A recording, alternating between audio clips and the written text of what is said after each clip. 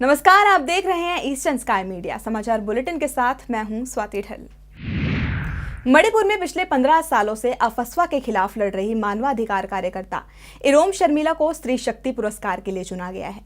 हालांकि iron lady Irom Sharmila ने अपने लक्ष्य को पाने तक पुरस्कार को लेने से इनकार कर दिया है। असाधारण साहस और दृढ़ संकल्प के लिए के कुंजिला स्मारक स्त्री ट्रस्ट द्वारा इरोम को इस पुरस्कार से नवाजा जाना था। इम्फाल के मणिपुर प्रेस क्लब में फियाट जस्टिशियन संस्था के डायरेक्टर एमएल जॉर्ज ने जानकारी देते हुए कहा कि मंगलवार को उनकी संस्था ने Jawaharlal Nehru of medical science में इरोम से संपर्क किया था और 25,000 की नगद स्त्री शक्ति पुरस्कार को देने की पेशकश की थी। लेकिन इरोम का यह कहना है कि जब तक वो अपनी लड़ाई में सफल नहीं हो जाती तब तक वो पुरस्कार को स्वीकार नहीं करेंगी। के कुंजिला एक स्वतंत्रता सेनानी थी, उन्हीं के नाम पर यह ट्रस्ट काम कर रहा है। बता दें कि यह पहला मौका है जब यह अवार्ड केरल की बजाय किसी अन्य राज्य की शख्सियत को दिया जा रहा है। इससे पहले 2007 से अब तक 5 बार दिया गया स्त्री शक्ति अवार्ड केरल की शख्सियतों के नाम रहा है। प्रेस कॉन्फ्रेंस में जस्ट पीस फाउंडेशन के कई ट्रस्टी और मानवाधिकार एक्टिविस्ट मौजूद थे। अरुणाचल सरकार प्रदेश में शिक्षा के स्तर को बढ़ाने के लिए अब प्राइवेट यूनिवर्सिटीज का रुख कर रही है। इसके लिए प्रदेश के शिक्षा मंत्री तापंग तालो ने सभी निजी विश्वविद्यालयों को निर्देश दिए हैं कि वो 27 फरवरी तक अपनी स्टेटस रिपोर्ट शिक्षा निदेशालय को सौंप दें।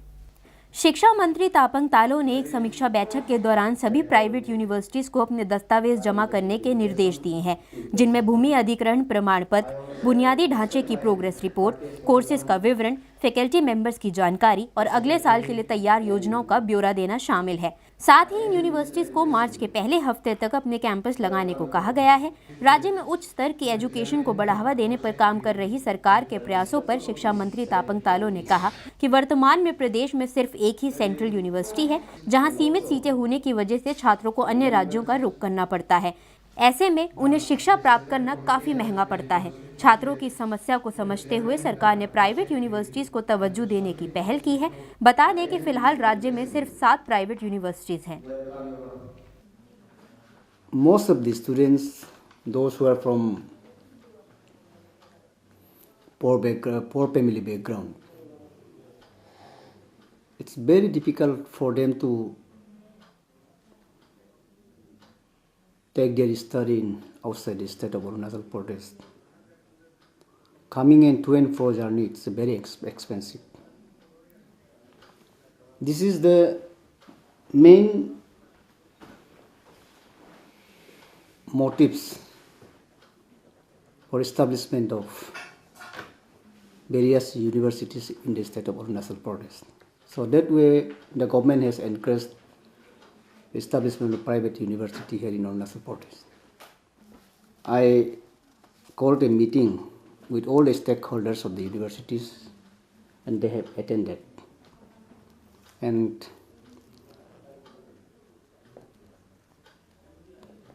I just asked them to give their status report, how they are performing, what is the present status of that acquisition of land, infrastructure development, recruitment of faculty members, so on. And they have given me the last deadline or that on latest by 27th of this month, they will submit their status report. So let us wait and see how they are functioning. Arunachal Pradesh के नाहरलगन स्थित Takar complex में राज्य का पहला air hostess training institute खोला गया है। बुधवार को मुख्यमंत्री नाबम तुकी ने इंस्टीट्यूट का उद्घाटन करते हुए कहा कि इसके खुलने से राज्य के युवाओं को दूसरे राज्य में जाने की जरूरत नहीं होगी।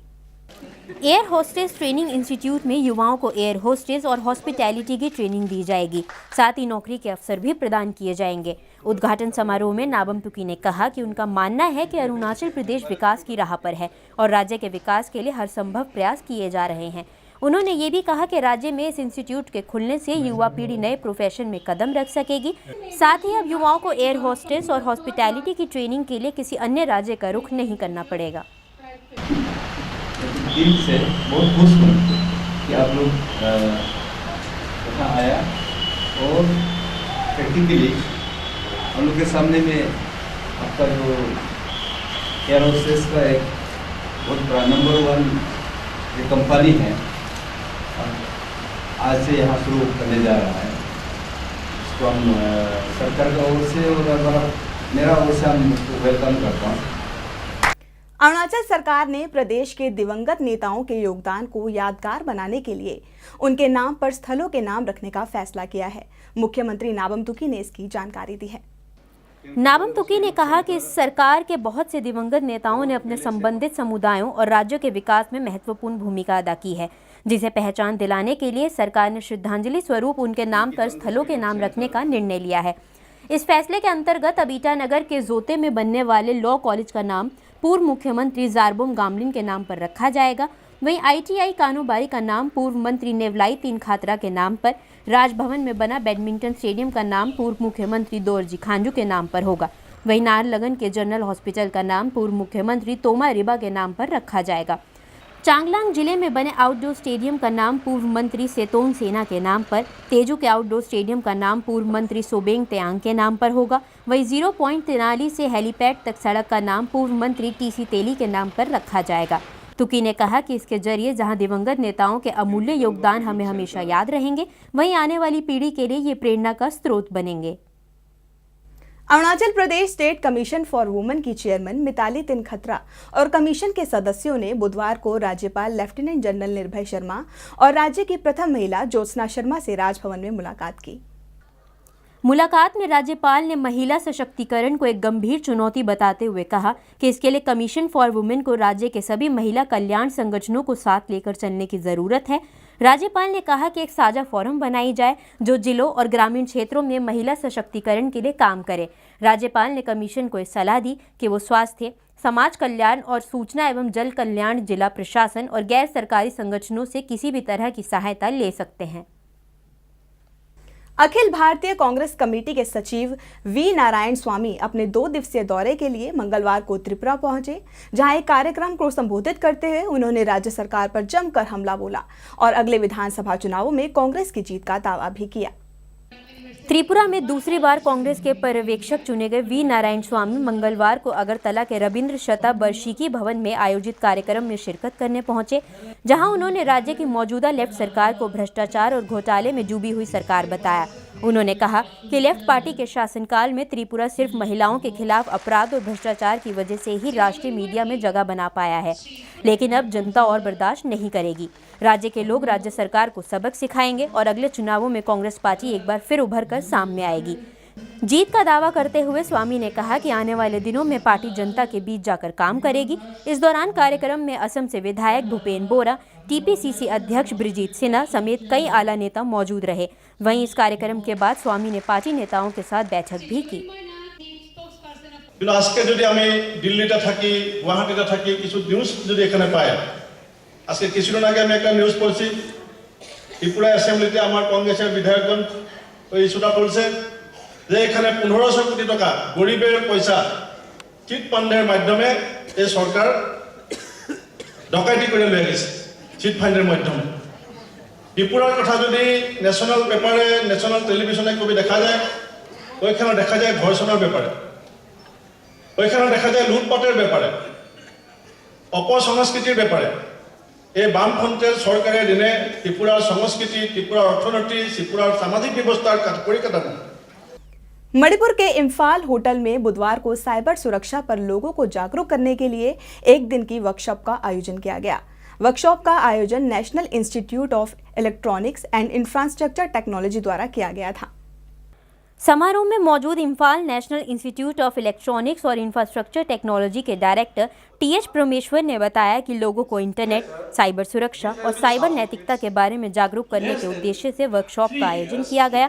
परमेश्वर ने कहा कि पूरी दुनिया में साइबर क्राइम का ग्राफ लगातार बढ़ता ही जा रहा है, इसलिए ये जरूरी हो गया है कि लोगों को इसके बारे में जागरूक किया जाए। ऑनलाइन धोखाधड़ी साइबर क्राइम में सबसे प्रमुख है। परमेश्वर ने कहा कि न सिर्फ आम जनता के लिए बल्कि रक्षा, बैंकिंग और बिजली जैसे क्षेत्रों में भी साइबर क्राइम का खतरा मंडराता रहता है, इसलिए ये बेहद जरूरी है कि लोगों को उसके बारे में जानकारी हो। TH परमेश्वर के साथ साथ मणिपुर NIT के डायरेक्टर डॉक्टर S बीरेंद्र भी वर्कशॉप में मौजूद थे।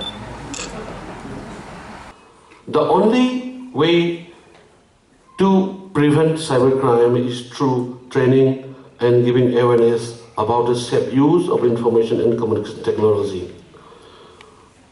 So we thought that by only educating the end users, we can help prevent cybercrime and cyber attack. The best way to address the problem is to educate users about the safe and ethical use of the system and the internet as a whole.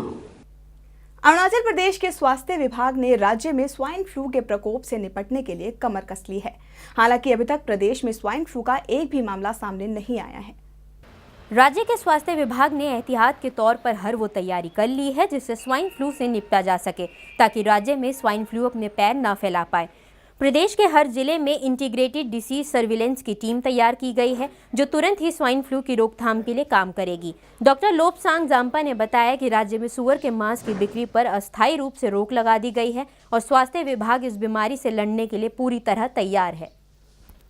जो swine flu है वो उसके लक्षण क्या क्या हैं?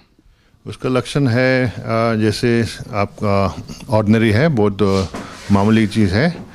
सर्दी जुकाम जैसे होगा, बुखार होंगे और किसी लोग नाक से पानी आना, आँख से पानी आना और बॉडी पे एक होगा, शरीर में दर्द।